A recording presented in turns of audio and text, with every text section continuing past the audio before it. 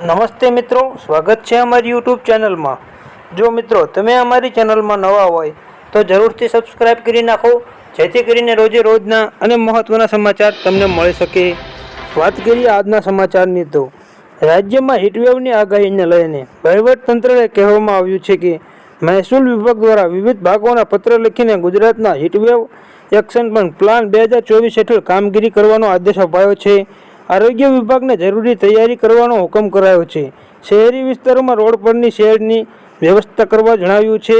શ્રમિકોને બપોરે 1 થી 4 વાગ્યા સુધી કામ ન કરાવવું તેવી સૂચના અપાઈ છે। હીટવેવની સાયલેન્ટ ડિઝાસ્ટર હોવાથી પૂરી તૈયારીઓ કરવામાં પણ આદેશ આપવામાં આવી રહ્યા છે મિત્રો। એટલે કે તડકો હવે ખૂબ જ વધારે પડી શકે છે મિત્રો। ત્યારબાદના સમાચાર જાણીએ તો શરદી, ઉધરસ અને તાવમાં વપરાતી દવાઓનો જનરલ સ્ટોર પર ઉપલબ્ધ કરવાની વિચારણા કરવામાં આવી રહી છે। જોકે હજુ સુધી આ અંગે સત્તાવાર રીતે કંઈ કહેવામાં આવ્યું નથી। એવું કહેવાય રહ્યું છે કે ઓટીસી નીતિ પર કામ કરતી સમિતિ એટલે કે ઓવર ધ કાઉન્ટર દવાઓ આ સૂચના પર વિચાર કરી રહી છે। હજુ પણ અંતિમ નિર્ણય લેવાયો નથી મિત્રો। એટલે કે શરદી ઉધરસ જેવી દવાઓ મળતી નથી। ત્યારબાદના સમાચાર જાણીએ તો કેરીના ભાવમાં માથાદીઠ 2400 થી 3200 રૂપિયા સુધી હતો, જે 10 ક્વિન્ટલ કેરીનો બજારમાં આવી હતી। જોકે 24 કલાકમાં જ કેરીના ભાવમાં 500 રૂપિયા તૂટી ગયા હતા।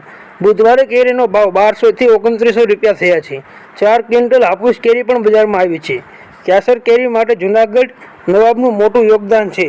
1851 થી 1882 સુધી જૂનાગઢના નવાબ મહાબત ખાન બીજાનું શાસન હતું। તે વખતે સાલાભાઈ નામના એક ખેડૂતે નવાબે કેરી ભેટમાં આપેલી અને નવાબ અને દરબારીઓએ કેરી ખાધી અને ખુશ થઈ ગયા હતા મિત્રો।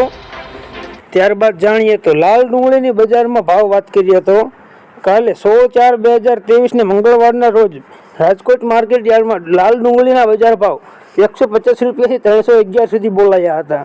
જ્યારે મહુવા માર્કેટ યાર્ડમાં લાલ ડુંગળીના ભાવ 122 થી 347 સુધી બોલાયા હતા। તેમજ ભાવનગર માર્કેટ યાર્ડમાં 134 થી 217 સુધી બોલાયા હતા મિત્રો। ત્યારબાદ આગામી દિવસો માટે અંબાલાલ પટેલની મોટી આગાહી સામે આવી છે। ઉનાળામાં તાપમાન રાહતના સમાચાર સામે આવ્યા છે। હવામાન નિષ્ણાત અંબાલાલ પટેલની આગાહી છે કે આગામી સમયમાં તાપમાન ઘટશે। આગામી તારીખ 20 અને 21 એપ્રિલે રાજ્યમાં વરસાદી માહોલ રહેશે।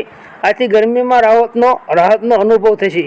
વેસ્ટર્ન ડિસ્ટર્બન્સના કારણે સર્જાતા તાપમાનમાં ઘટાડો થશે। અંબાલાલ પટેલની આગાહી મુજબ આ દિવસોમાં કચ્છ અને ઉત્તર દક્ષિણ ગુજરાતમાં વાદળાનો